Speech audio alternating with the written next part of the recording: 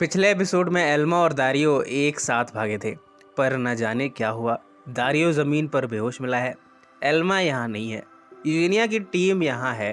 वो दारियो से पूछती है कि एल्मा कहाँ है। लियो दारियो की पिटाई करता है और एल्मा कहाँ है ये बार बार पूछे जा रहा है। बात थोड़ी पीछे जाती है। एल्मा और दारियो एक साथ भागे थे। इन्होंने कार बदली। इधर लियो इनिगो से कह रहा है कि दारियो तुम्हें बेवकूफ़ बना रहा है, उसी ने तुम्हारी बेटी को मारा है। इतने में इनिगो को यूजुनिया का फोन आता है। यूजुनिया पूछती है कि कहीं दारियो वहां तो नहीं आया, पर इनिगो को और लियो को यह खबर यूजुनिया से मिल गई है कि दारियो एल्मा को लेकर भाग गया है। इधर इस्तेबान ने कुछ इंस्ट्रूमेंट्स मंगवाए हैं, लॉन्ग रेंज के माइक्रोफोन्स मंगवाए हैं। अब भला वो इन सब का क्या करने वाला है ये हमें आगे पता चलेगा। इतने में जोए फोन करती है इस्तेबान को और बताती है कि उसकी माँ एल्मा गायब है। दारियो और एल्मा एक साथ भाग रहे हैं। एल्मा कहती है कि भला पुलिस उसे क्यों पकड़ना चाहती है। दारियो बताता है कि जूलिएटा का फ़ोन पुलिस को मिल गया है। एल्मा याद करती है कि उसने जूलिएटा से उस रात फ़ोन पर बात की थी। एल्मा दारियो से कह रही है कि किसी से फ़ोन पर बात करने का ये मतलब नहीं होता कि उसने खून ही किया हो। इस्तेबान यूजेनिया के ऑफिस आता है। बड़ी चालाकी से वो टेबल के नीचे माइक्रोफोन फिट कर देता है। यूजेनिया कुछ भी समझ नहीं पाती। दारियो और एल्मा एक के बाद एक गाड़ी बदलते जा रहे हैं। किसी से लिफ्ट मांगते और एक मोटेल पहुंचे हैं। जोए से मिलने इस्तेबान आया है। जोए बड़ी अपसेट है। वो कहती है कि उसकी माँ को कुछ ना हो गया हो। वो इस्तेबान से कहती है कि एल्मा ऐसा कैसे कर सकती है, वो दारियो के साथ भाग गई। आपको क्या लगता है मेरी माँ किसी लड़के की हत्या कर सकती है? इस्तेबान इस बात से इनकार नहीं करता। जोए को दिन दहाड़े सपना आया है। वो एल्मा के बेडरूम में पहुंचती है। यहाँ वो एल्मा और दारियो को संभोग करते हुए देखती है।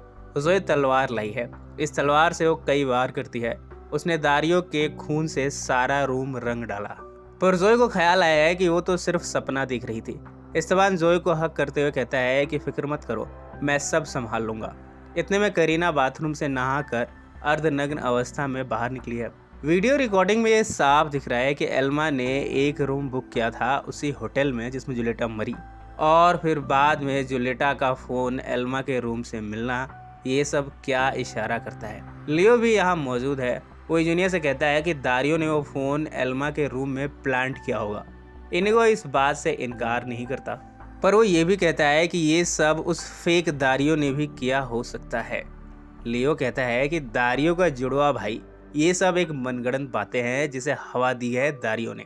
वो अपने गुनाह छिपाना चाह रहा है। अब थ्योरी ये भी बन रही है कि एल्मा उस फेक दारियो के साथ भागी है या फिर रियल दारियो के साथ।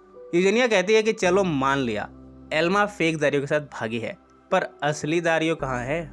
इस्तेबान भी इस थ्योरी को सॉल्व करना चाहता है, पर वो अकेले में बैठा बाइबल की वर्सेस पढ़ रहा है। वो कहता है कि आखिर ये दुनिया है क्या। वो जीसस के सेक्रीफाइस को याद करता है। इस्तेबान मन ही मन कह रहा है कि इस संसार में परछाइयाँ ही परछाइयाँ हैं, आखिर सच क्या है। उसे याद आता है कि किस तरह बाइबल की वजह से उसकी जान बच गई थी।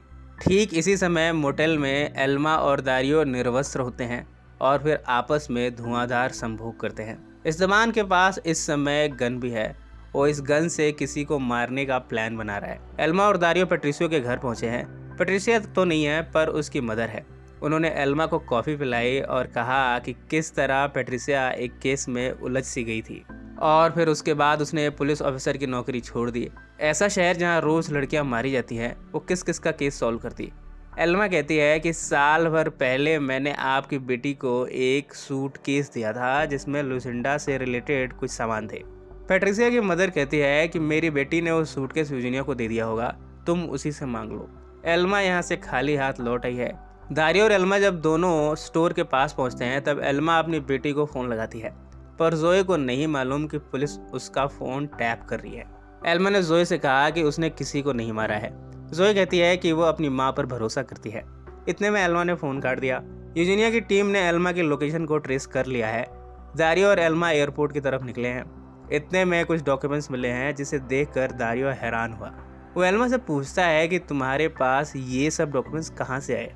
एल्मा कहती है कि मुझे ये सब तुम्हारी टीचर लिस से मिला है। दारियो कहता है कि लिस मेरी माँ है।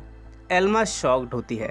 इतने में पुलिस की टीम ने इन्हें घेर लिया है, पर बाद में पता चला है कि ये पुलिस नहीं बल्कि कुछ और लोगों का गैंग है। ये लोग कौन हैं, ये कहानी में एक रहस्य है। इन्होंने एल्मा को कैप्चर कर लिया और उसे लेकर भाग गए। दारियो को उन्होंने मार मार कर बेहोश कर दिया और सड़क पर ही छोड़ दिया। बाद में यूजीनिया की टीम लियो के साथ यहाँ पर पहुँचती है। ये दारियो को उठाते हैं और फिर लियो की पिटाई करते हैं, पर दारियो को नहीं मालूम कि एल्मा कहाँ है। एल्मा को हम एक हॉल में कैद देखते हैं। एक शख्स आकर एल्मा के मुंह की पट्टी खोलता है। वो एल्मा के लिए कुछ खाना लाया है। ये शख्स और कोई नहीं बल्कि इस्तेबान है। वो कहता है कि दारियो ने ही पुलिस को तुम्हारी टिप दी थी। तुम्हारे पीछे पुलिस को दारियो ने ही लगाया है। एल्मा ये सब सुनकर शॉक्ड है। इसी नोट पर ये कहानी का हिस्सा यहीं समाप्त हो जाता है। सो फ्रेंड्स, फिर मिलेंगे ज़िंदगी के किसी नए मोड़ पर।